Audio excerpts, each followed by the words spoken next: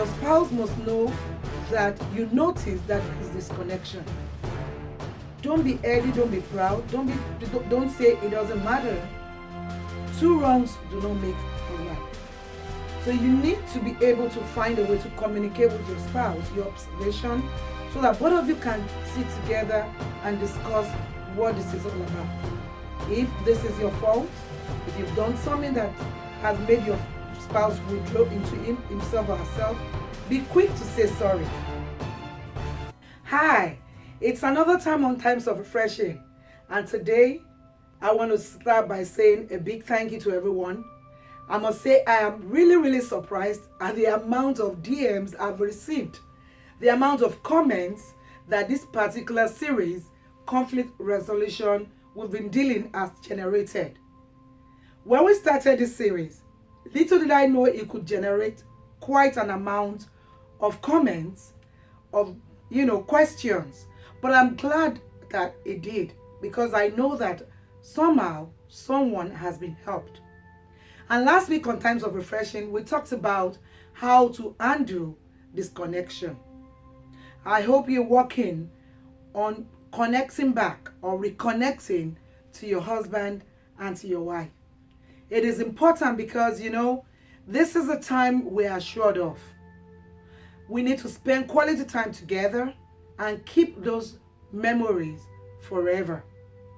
Nobody knows what can happen tomorrow, but my prayer is that we will live long, and also our homes will be blessed in Jesus' mighty name. So today on Times of Refreshing, we're going to continue also on this topic, because there's a particular DM that came and said that I should talk about creating precious memories. This is something I've been trying to do forever, because there was a time myself and my husband had a blog called Precious Memories. So today we just want to talk about creating precious memories. Don't go anywhere. We'll be back shortly. Stay tuned.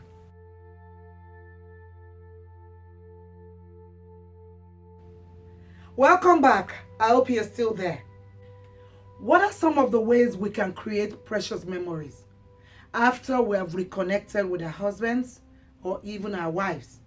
And also, for those who are not disconnected in any ways, you can continue to create precious memories. These are things that we do for one another and with one another that keeps our marriage going on perfectly well, that keeps our marriage, bubbling. There's no stillness in our marriages when we are able to create precious memories. These are things that we do that keeps the sparks in our marriages. Today I'm going to discuss a few with you. The first one I'll discuss is something that I heard from one of my church members when we had a couples night some months back. She said that men and women should do something new for their spouse, something borrowed, and something old. What do I mean by that? Think of when you guys started dating or courting. Think of things you used to do, enjoy together before you got married. Those are old things. And things that you like to do when you just probably first got married. Those are old things that you can do. Things like, picking little stuff out of one another's hair. Things like sitting together and watching a program together, discussing things that happened during the day. You come back and you sit with your spouse and you talk about what happened to you during the day, and he talks about his own. Those ways you create some memories, because when you are able to comfort one another, it stays in that person's mind.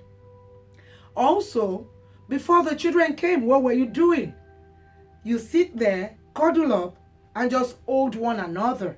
Or you go to bed and probably catch a movie together. Those are ways of creating memories. Now the children are there. What do? You can still create memories. You can send them to bed early if they are young children. However, if they're older, they know not to disturb you and give you the we time that you and your spouse need. So take time to send your children, prepare them for bed in good time. Let them go to bed and find something to do. What about just walking, strolling together, taking a walk together, maybe after dinner, In fact, the doctor says that this is quite helpful for us as couples. Both of you will be able to, keep fit. Take a walk together. After dinner, hold one another's hand. It might be difficult initially if there has been disconnection, but gradually, it might actually seem awkward. But you know what?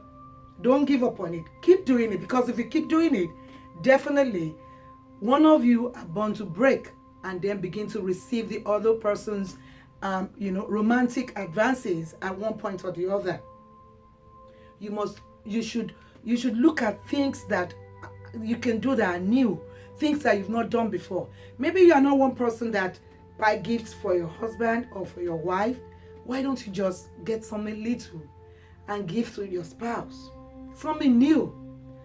Your spouse is going to go like, wow, where is this coming from? But if it's something you do from your heart and with a genuine intention, your intention is bound to come out sooner or later.